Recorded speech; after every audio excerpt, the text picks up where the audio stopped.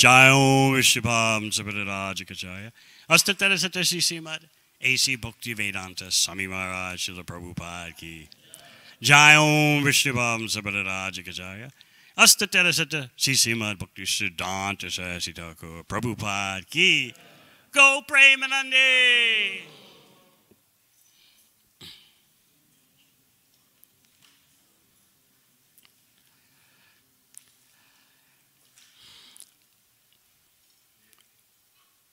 Om Namo Bhagavate Vasudevaya.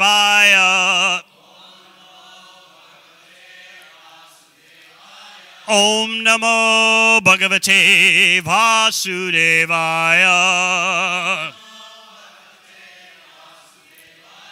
Om Namo Bhagavate Vasudevaya.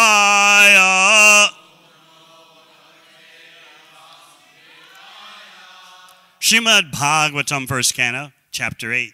Prayers by Queen Kunti and Parikshit saved. Text 42.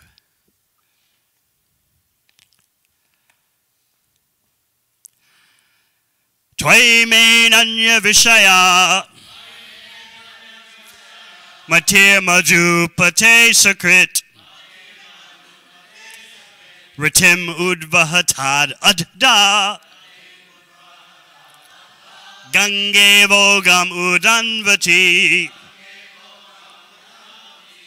Twaime Nanya Vishaya Matir Madhupate Sakrit Ratim Udvahatad Adda Gange Vogam Udanvati Twaime Nanya Vishaya Matir Madhupate Sakrit Ratim Udvahatad Adda Gange Vogam Udanvati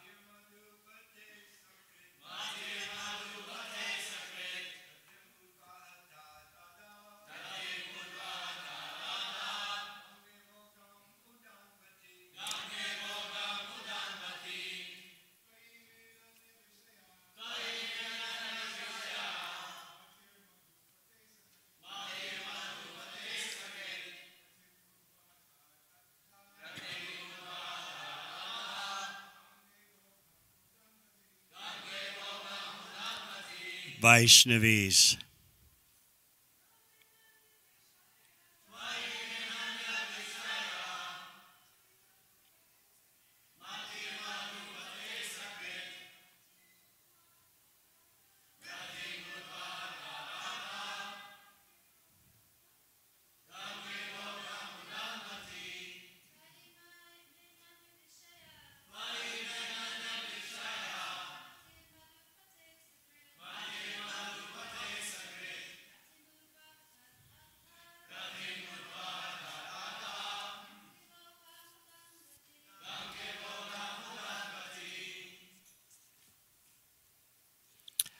Twai unto you, may my Ananya Vishaya, unalloyed, Mati, attention, Madhupate, O Lord of Madhu, Asakrit, continuously, Ritim, attraction, Udvahatat, may overflow, Adda, directly, Ganga, the Ganges, Iva, like, Ugam, flows, Udanvati, down to the sea.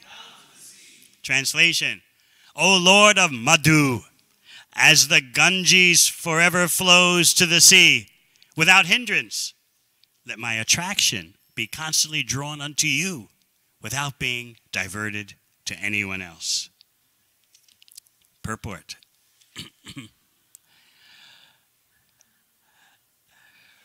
Perfection of pure devotional service is attained when all attention is directed towards the transcendental loving service of the Lord.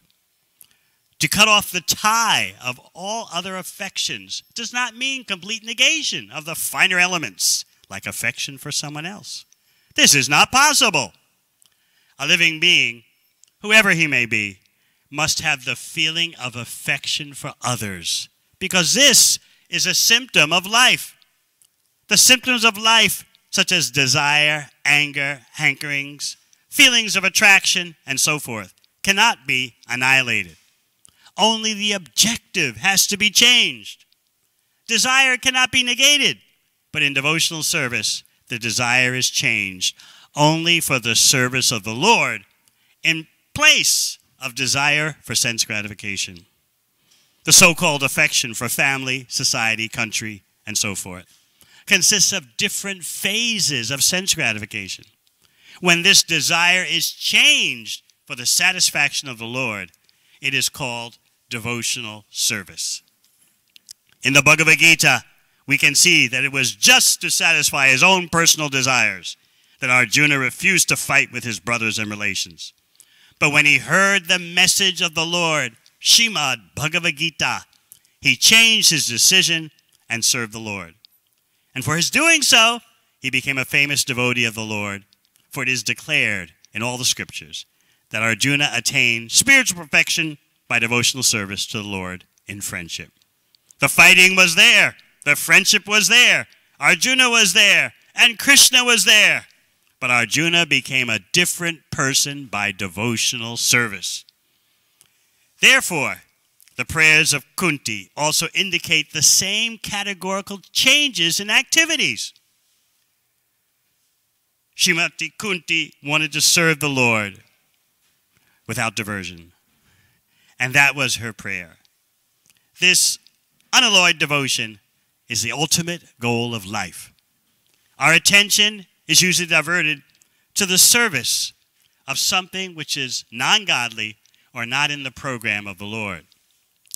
When the program is changed into service of the Lord, that is to say, when the senses are purified in relation with the service of the Lord, it is called pure unalloyed devotional service.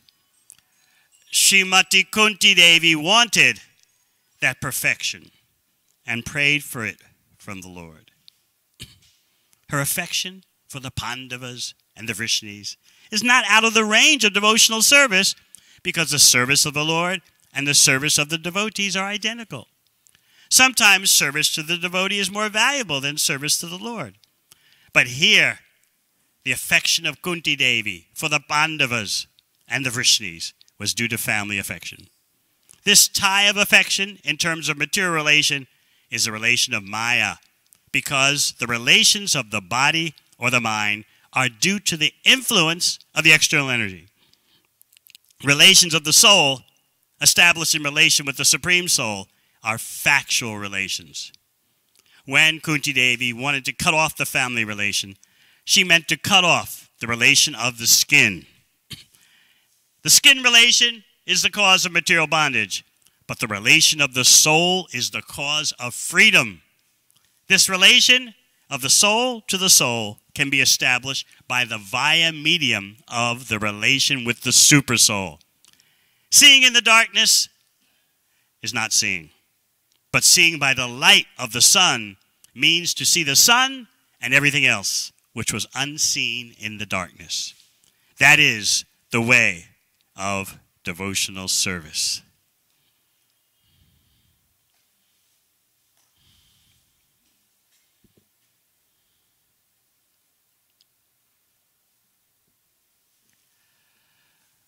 Om Gyanatimirandasya Gyananjana Shalakaya Chakshun Militam Yena Tasmai Shri Gurave Namah Jai Shri Krishna Chaitanya Prabhu Nityananda Shri Advaita Gadadhar Shri Vasadi Gaur Bhaktavinda Hare Krishna, Krishna Krishna, Hare Hare, Hare Rama, Rama Rama, Hare Hare.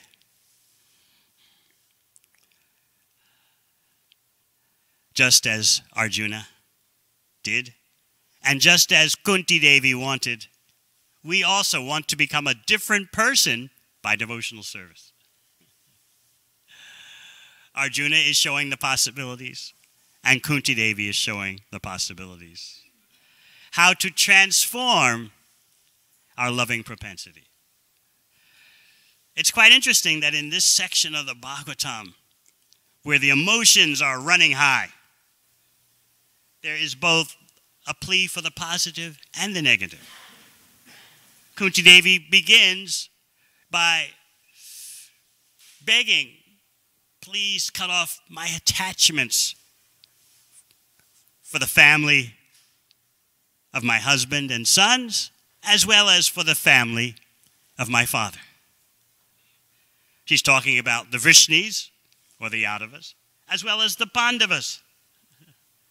The Pandavas, of course, belong to the Kuru dynasty, but out of Dhritarashtra's intrigues, they were separated in name only from the Kurus, and they're known as the Pandavas. As you know from the first chapter in Bhagavad Gita, these family affairs become quite intricate. Mamakam Pandavas Chaiva. What is my group doing, and what are those Pandavas doing? But they're all related. But when our self-interest, our material self-interest is threatened, we indulge in all kinds of intricacies. Look at Kunti Devi's situation. Should she ask for Krishna to stay? Because by Krishna's coming from Dwarka to Hastinapur to be with the Pandavas, the Yadavas are in distress, feeling separation from Krishna. And if Krishna returns from Hastinapur to Dwarka, the Pandavas are in distress. And she's related to both families. What to do? It's like Arjuna in Bhagavad Gita. Krishna, I don't know whether winning will be beneficial or losing will be beneficial. Viparitani Keshava. I think we're just going to get the opposite result.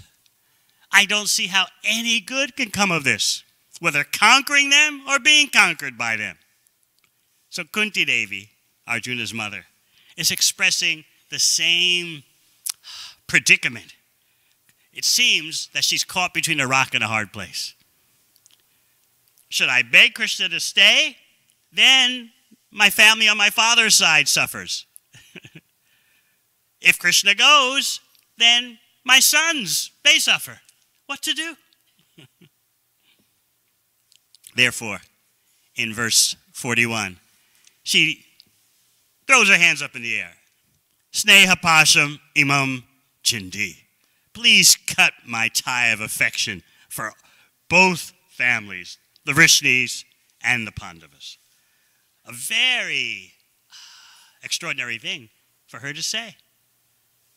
But she's so determined for spontaneous bhakti. Of course, she's not a Brijbasi. She's some intimacy with Krishna, but she's fully cognizant that Krishna is the Supreme Personality of Godhead, even though she's playing the role of his aunt. Her prayer for ever-flowing attraction for Krishna is so moving. It is showing us the full potential of real affection. Srila Prabhupada takes so much care in the Purport to point out to us that bhakti is not about the negation of all the essential elements of a sentient being. Love, affection, care, concern.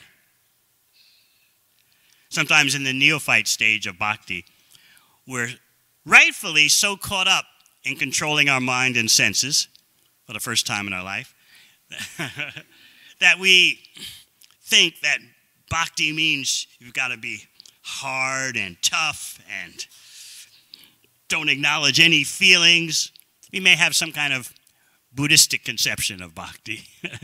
You just tolerate and you deny and you repress, and that's what your future is going to be. Maybe lifetimes from now, we can be part of Krishna's entourage and express real emotions. So in the beginning, in the neophyte stage, we don't know how to handle affection. We're scared because material affection has got us into so many entanglements. So in the beginning, we focus on putting up the walls.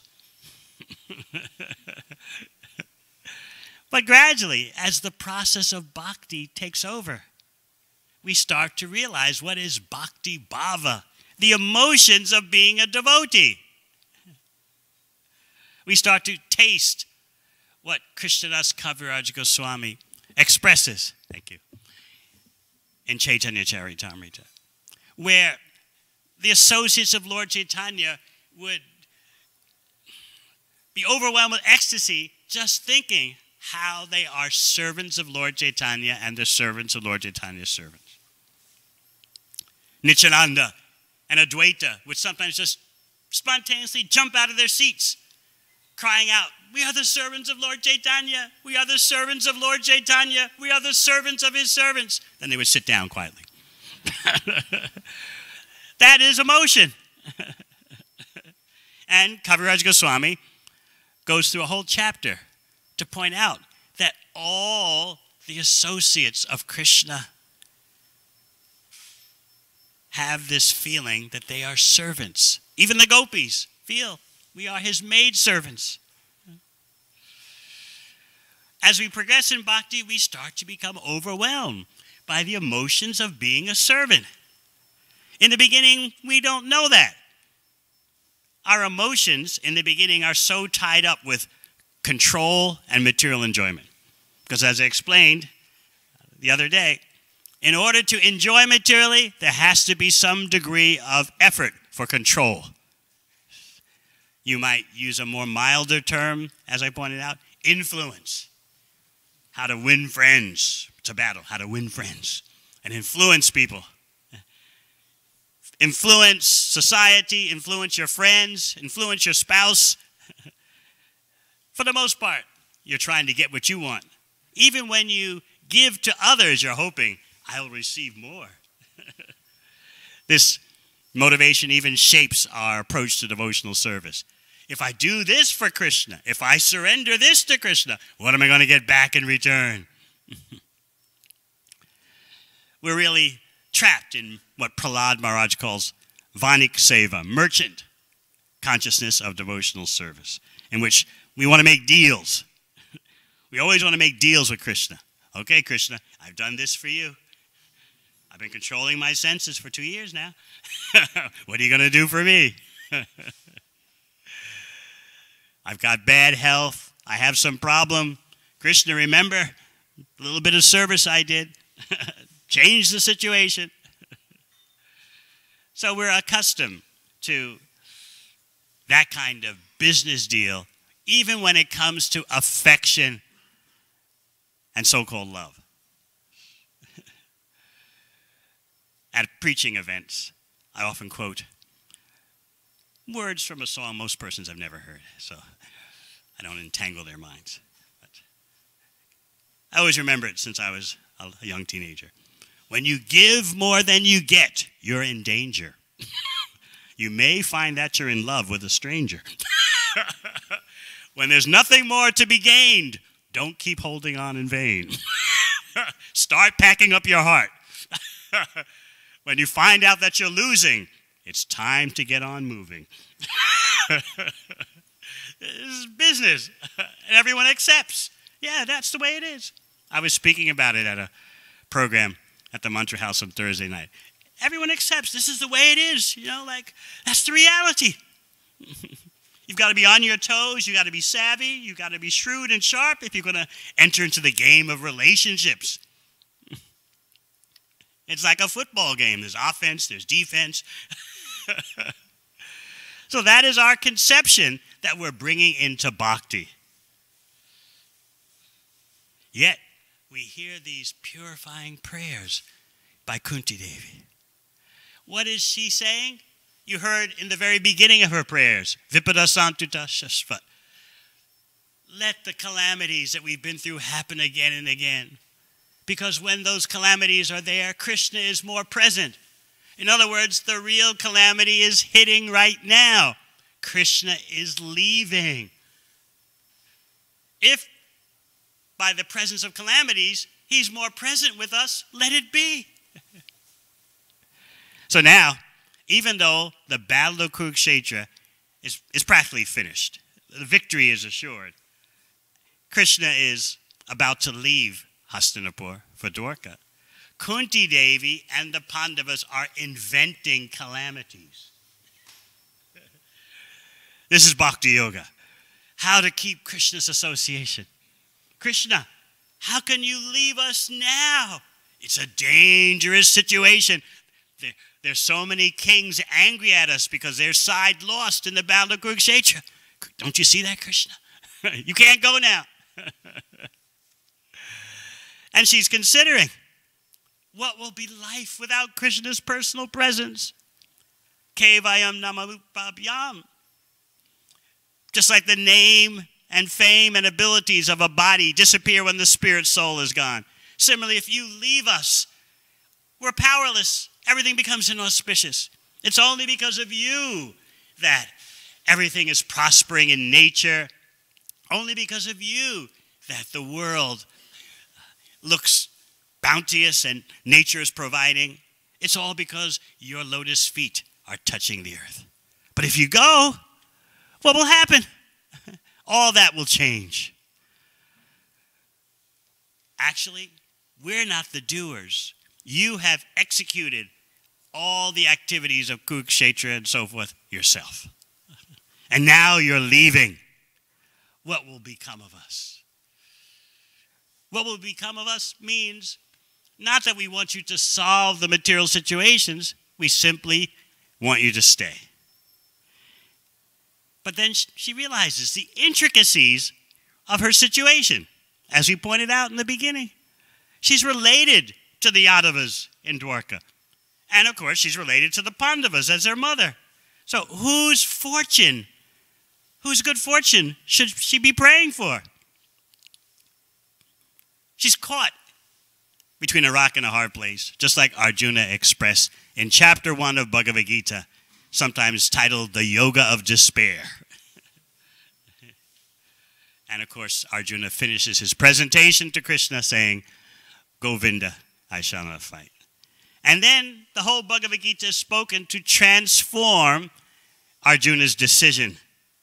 And in that way, as Prabhupada writes, the fighting was there, very poetic. The friendship was there, Arjuna was there, and Krishna was there, but Arjuna became a different person by devotional service. So are we afraid for that to happen to us, to become a different person by devotional service?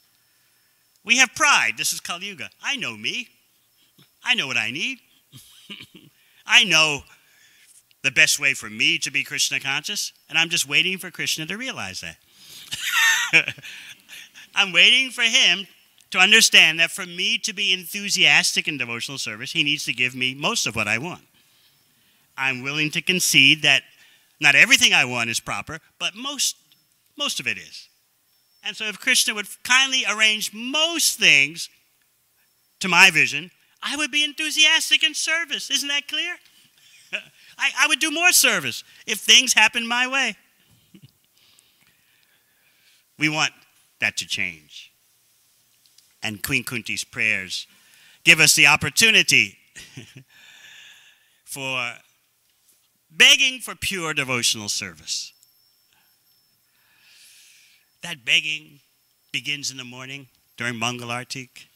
We offer the Shri Gurvastika prayers, begging to assist the parampara in service to Krishna.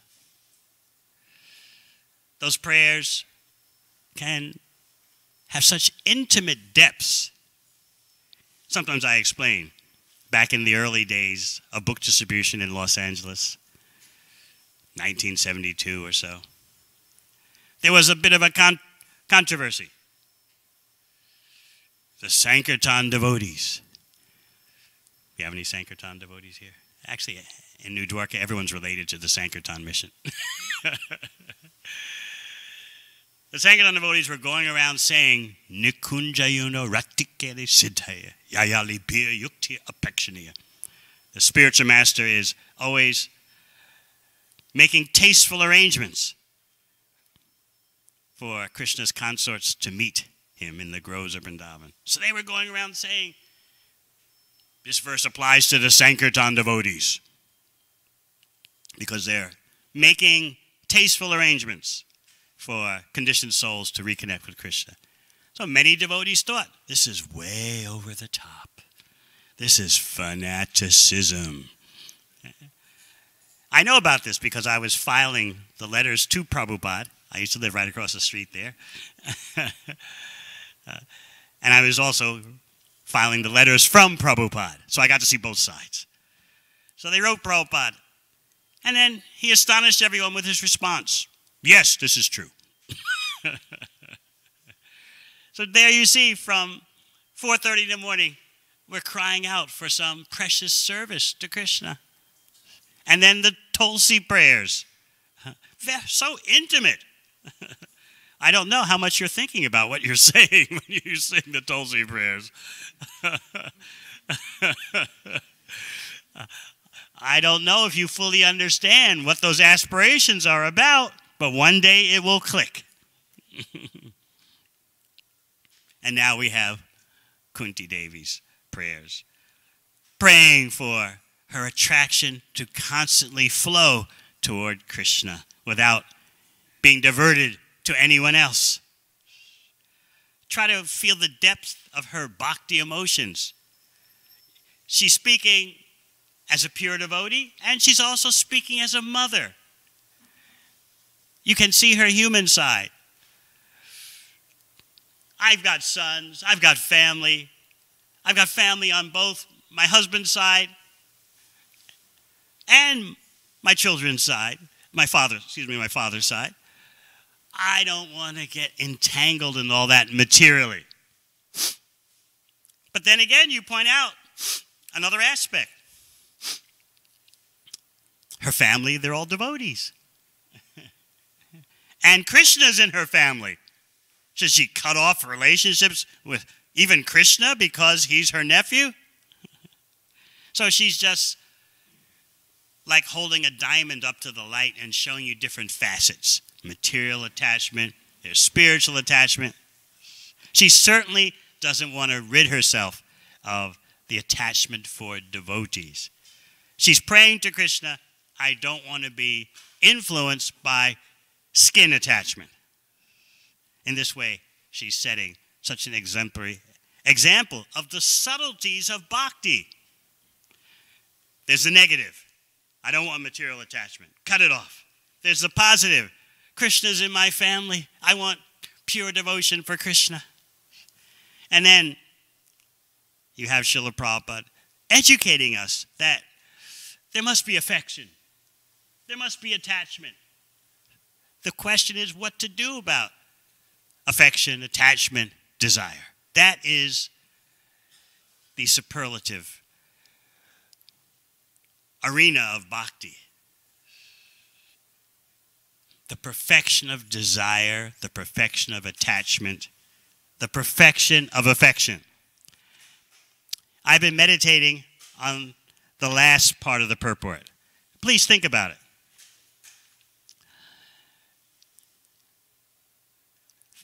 Prabhupada is speaking about the relation of the soul to the soul. Now we all want to relate to others in a real way. We want to love others.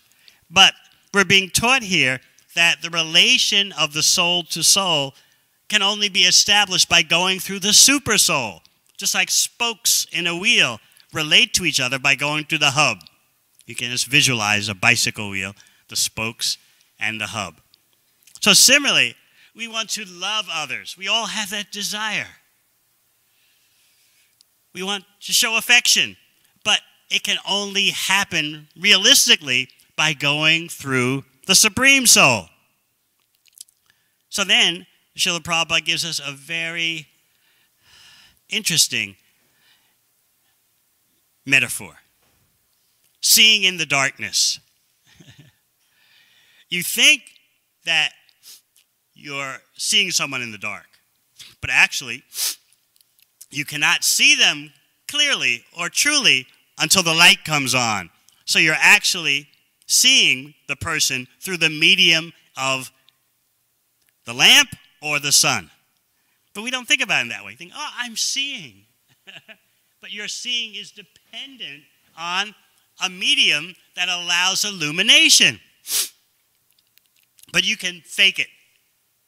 In the dark, you say, it's just all up to me and my seeing power. And if you're honest, you'll admit you're helpless. You can be fooled. You can think, this is someone I know, and it turns out it's not, because you're actually not seeing. You don't have that medium to see. There's no lamp, and there's no sun. So Prabhupada's pointing out, seeing in the darkness is not seeing. It's said very simply, and we may just blow right past it. But it's a very key point in our understanding how to love. We can't love anyone directly, just like we can't be the direct enjoyers. This is a main lesson that we have to learn. We're so hardwired to be the direct enjoyers when actually the only way as parts of Krishna that we can enjoy is by tending to Krishna's pleasure. That's why we have that simple example. We repeat again and again, but do we think about the depths of this example? The hand cannot enjoy the food directly. The hand may try to take a globulin and squeeze it and absorb the juice and get pleasure. It doesn't work. Everyone knows. You have to allow the hand to bring the globulin to the mouth, and then the whole body can be nourished. Similarly, we're the same. We have to bring the enjoyment to Krishna. And because we're part of Krishna, then we can enjoy indirectly. But this sounds, how do we say, diluted, doesn't it? Like you have some juice, carrot juice, apple juice, and it's pure, you squeeze it from some carrots or apples, but then you add a quart of water. So we think indirect enjoyer means dilution, right? Direct enjoyment, yes, that's the pure potency. Right? That's our problem. So we need this repeated hearing about Krishna to revive our constitutional position as indirect enjoyers. And then we start to understand Sri Chaitanya Mahaprabhu, who demonstrates that Krishna himself wants to be an indirect enjoyer. He wants to be a devotee. And Chaitanya Charitamrita explains that all the incarnations of Godhead would rather forget their Vishnu Tattva nature and be bhaktas. And here we are moaning, oh, when can I be the enjoyer? When can I be the controller? But the supreme controller and enjoyer, Swayam Bhagavan, and all his expansions and incarnations would rather be devotees. That's the mystery of Chaitanya Leela. Not only would they rather be devotees, but they'd rather be devotee distributors. So we've got some problems. And Kunti Devi is highlighting those problems.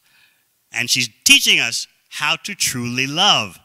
We can only love someone by going through the Supreme Soul. Seeing by the light of the sun means to see the sun and everything else which was unseen in the darkness. That is the way of devotional service. To love someone means to consider what are Krishna's interests? What is best for Krishna's pleasure?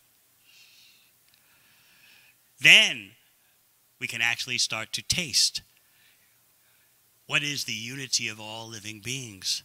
First, by considering they're different from the body and mind, and secondly, by considering their interests in relation to the supreme interest.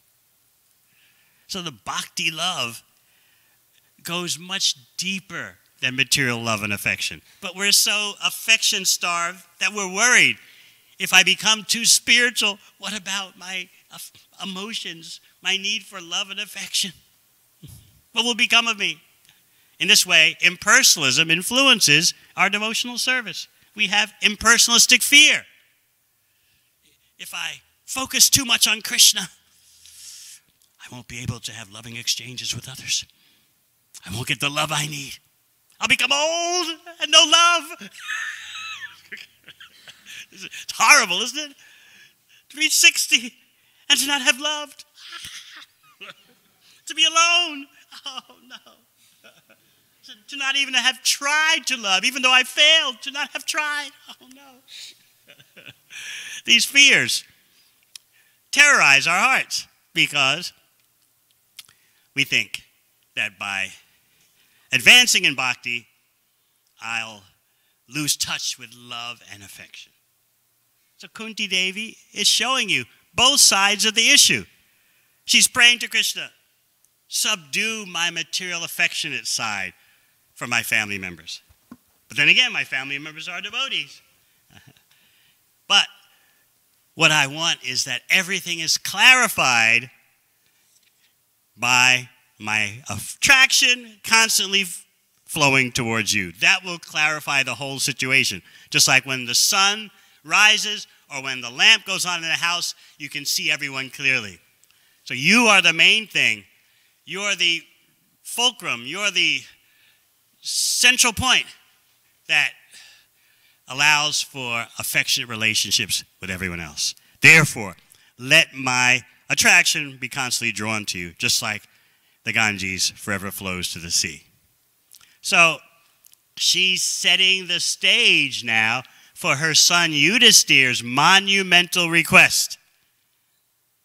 My dear Krishna, please stay a few days longer. Because of Yudhishthir's pure love, he's able to make that request to the Supreme Personality of Godhead. And even though Krishna, as you all know, is completely independent, he's influenced by Yudhishthir's pure love.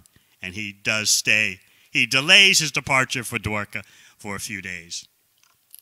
So in this first canto of Bhagavatam, you're starting to see glimpses of the Brijbasi's dealings in love and separation. What Lord Chaitanya demonstrated so wondrously. He demonstrated the peak of attachment for Krishna, which is not possible for ordinary living entities. Nevertheless, he's presenting the path, how to always think of Krishna in separation. And you're starting to see glimpses of that in this first canto as Krishna is preparing to leave Hastinapur and enter into Dwarka. Do you have any questions? Yes. Thank you very much, Maharaj, for another wonderful class. Just one comment about the not being able to see in darkness. Also, you can't love in darkness. You can't see in darkness. You can't love. People trying to love so much under the modes of nature, but they can't. Also, you can't love in darkness. You would dare tell someone in Kali Yuga they can't love in darkness? Only a pure brahmachari like you could get away with that. In Kali Yuga, what do they say? The nighttime is the right time to be with the one you love.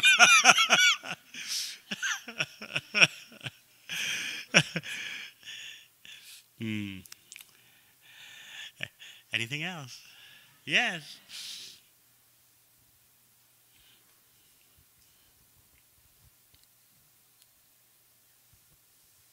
So Queen Kunti is fully cognizant that Krishna is the Supreme Personality of Godhead. There are others in the Leela that are cognizant briefly that Krishna is supreme, Mother Jasoda and Arjun, but it seems that Queen Kunti is always knowing that Krishna is the Supreme Personality of Godhead. And my other question is, does she have a place in Chaitanya Leela? I don't remember exactly. There's Bhavananda Roy, of course, whose sons are said to be the 5 Pandavas.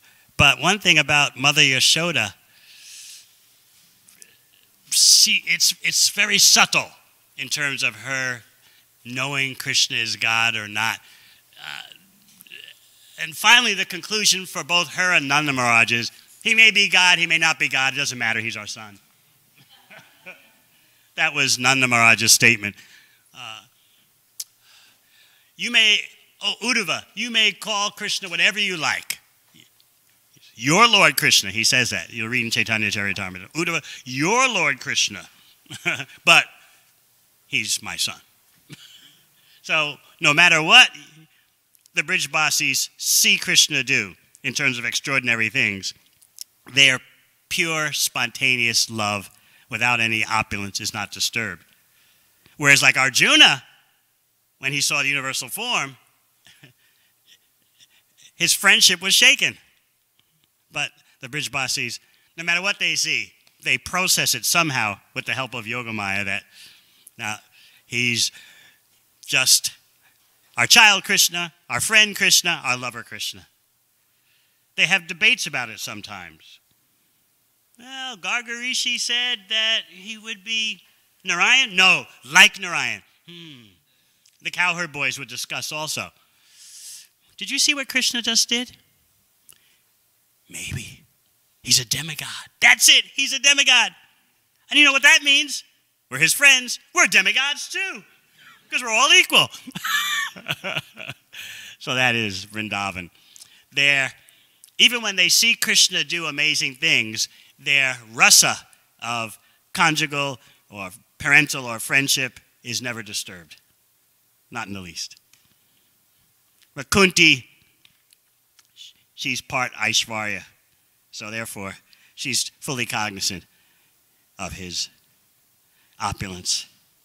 Even when Krishna bows down to her because she's his aunt, she knows he's a Supreme Personality of Godhead. Bhrigupati Prabhu.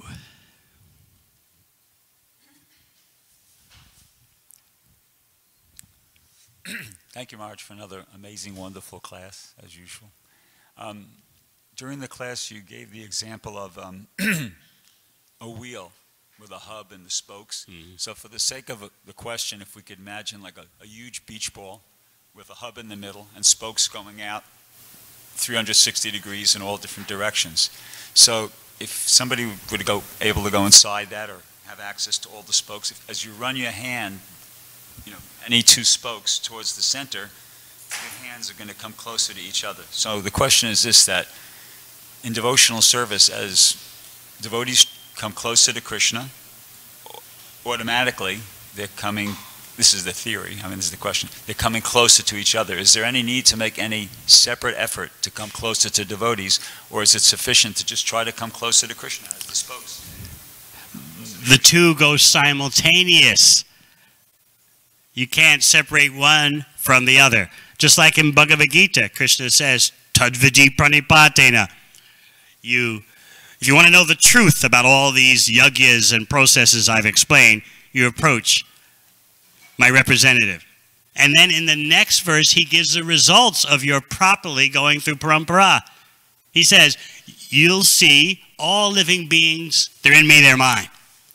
Yajgata na punarmoham. You won't be in illusion anymore. That's the negative. The positive is you'll see all living beings perfectly in relation to me. So seeing Krishna and seeing others as well as yourself, it's all simultaneous. In the neophyte stage, it's hard for us to see that. So we're just focusing on Krishna, Krishna, Krishna, as if Krishna exists without his parts and parcels. Therefore, a prakrita bhakta, a third-class devotee, is defined as one who simply focuses on the deity in the temple and doesn't know how to relate to devotees. So coming closer to parts and parcels is also part of coming closer to Krishna. Yes, but we have to do it in an authorized way. We have to see others with the light on and love with the light on. How much time do we have? It's getting near 8:30. And you have breakfast and so much service to do at New Dwarka. Haribol! Thank you very much. Glory to Srila Prabhupada.